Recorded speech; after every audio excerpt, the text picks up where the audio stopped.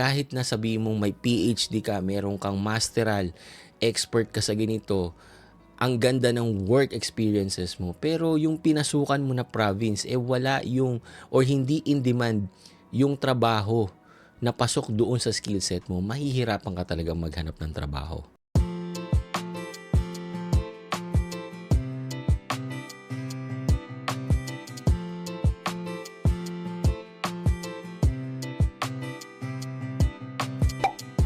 Hello guys, Nardino TV here and we are back with another video. So ngayon is second day ng trabaho dito sa Canada. Kahapon po is Monday, no?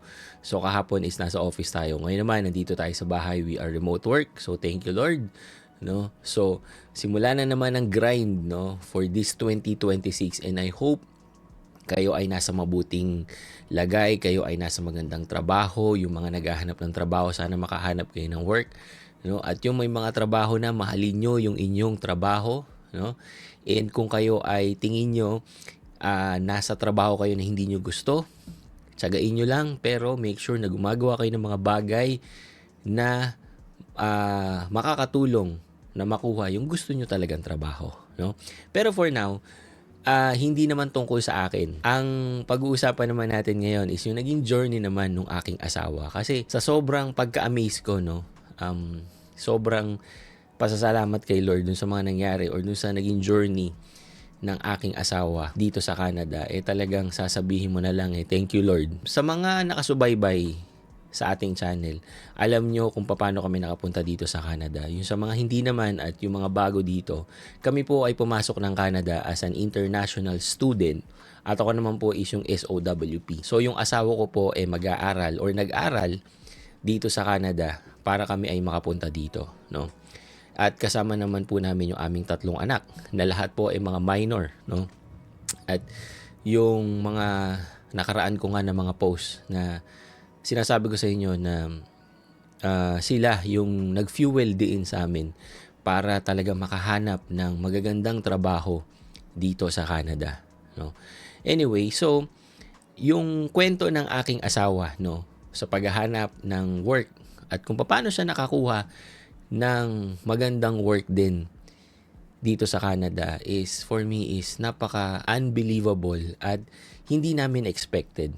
Una guys, no, siyempre doon sa may mga asawa o yung sa mga mag-aaral dito, kaya po sinasama si spouse o yung inyong asawa para siya yung makatulong na siya yung makahanap agad ng trabaho, 'di ba? And mostly yung mga nakikita natin mga post, pag kasama talaga ang asawa, nauuna talaga na makahanap ng trabaho si SOWP kasi siya yung maraming oras, no?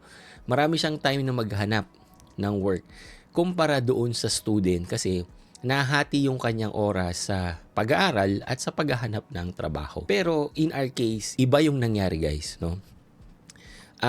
Mga 1 week pa lang kaming nandito, I tell you, nakahanap na agad ng trabaho yung misis ko.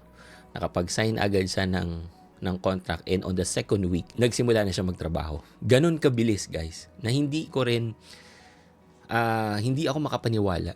Yung unang trabaho na yon is, for me, hindi siya good experience.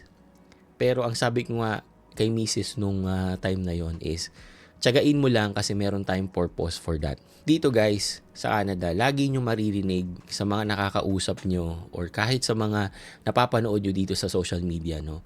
Bagong dating ka pa lang dito, kunin mo kung ano yung dumating, no? Kahit anong trabaho pa yan, kunin mo agad.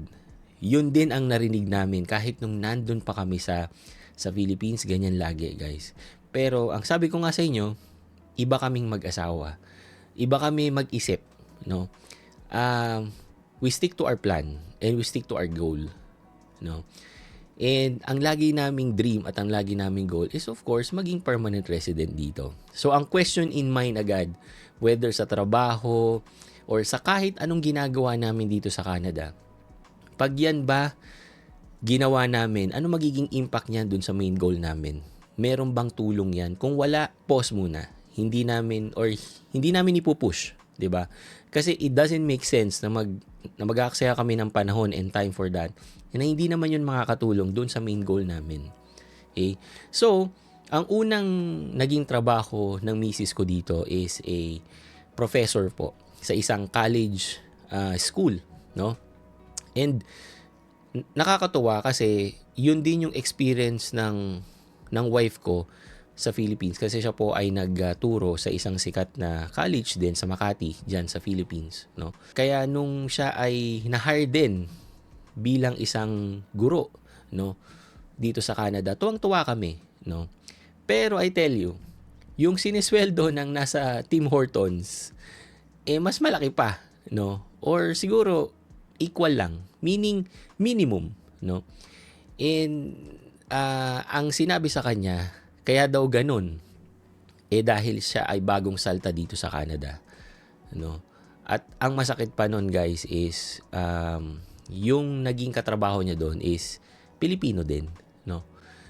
Well, hindi naging maganda, pero ang sabi ko nga sa kanya, tsagain mo for the title, no?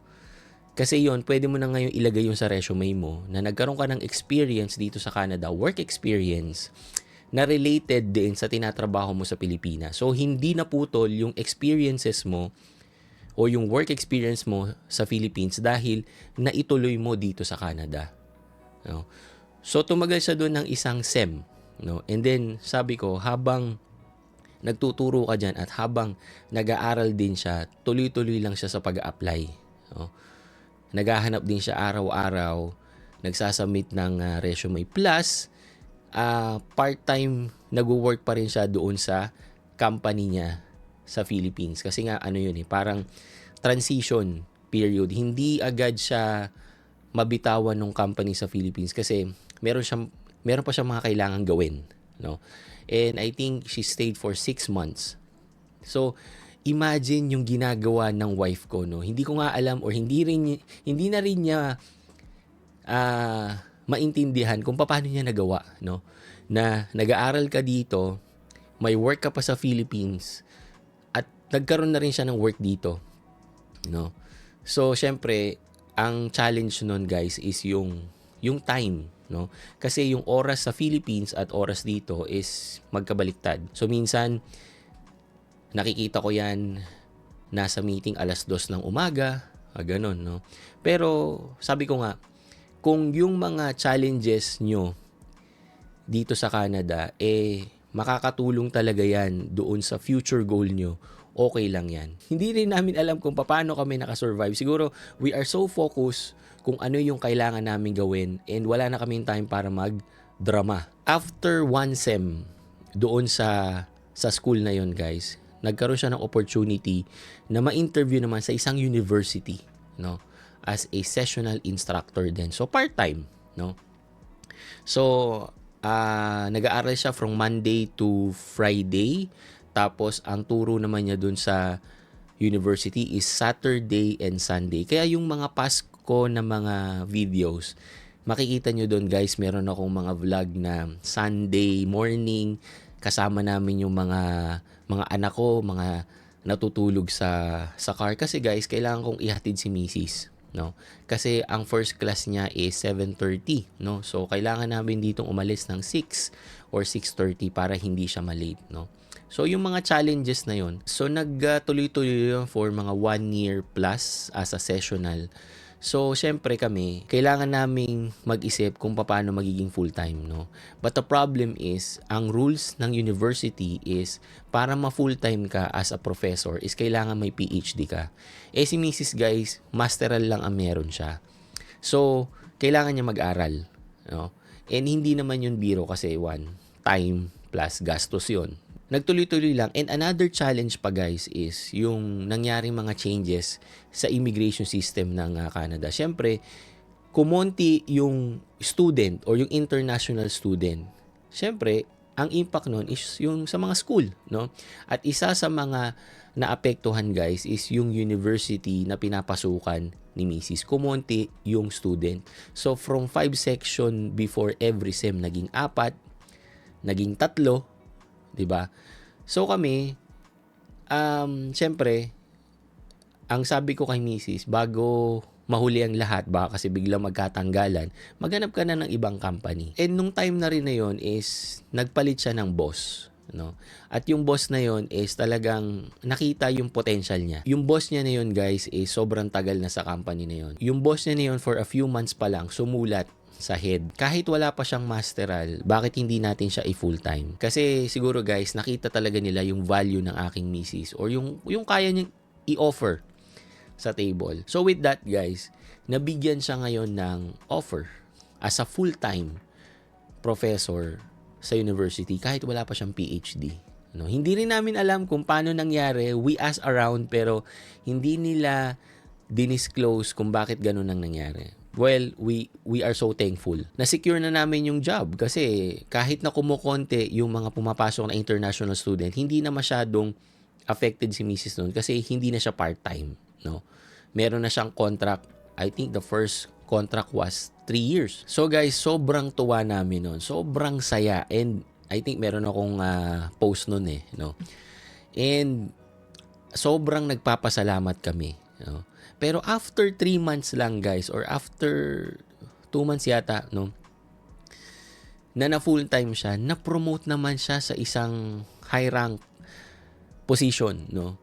Na again, hindi kami makapaniwala, no?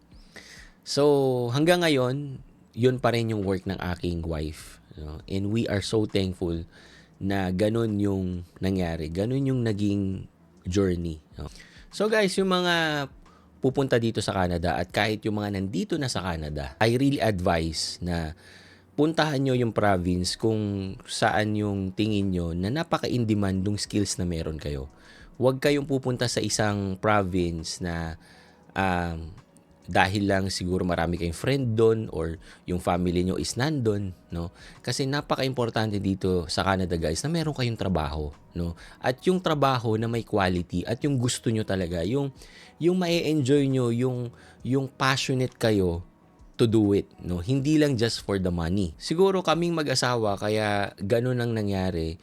Yung skill set kasi na meron kami is isa sa mga in-demand jobs na nandito sa British Columbia kung nasan kami. Ang Canada po is may 10 provinces yan, guys. So kung kayo papunta dito, make sure na yung skill set nyo o yung work experiences nyo tugma doon sa mga in-demand jobs na nandun sa province na yon. So your research is really, really important. Kasi guys, kahit na anong galing mo, kahit na sabihin mong may PhD ka, meron kang masteral, expert ka sa ganito, ang ganda ng work experiences mo, pero yung pinasukan mo na province, wala yung, or hindi in demand yung trabaho na pasok doon sa skill set mo, mahihirapan ka talaga maghanap ng trabaho. And again, continue upgrading yourself and the job will follow. And as well as the money. Okay? So yun lang, guys. Thank you for watching and see you on my next video. Peace, guys.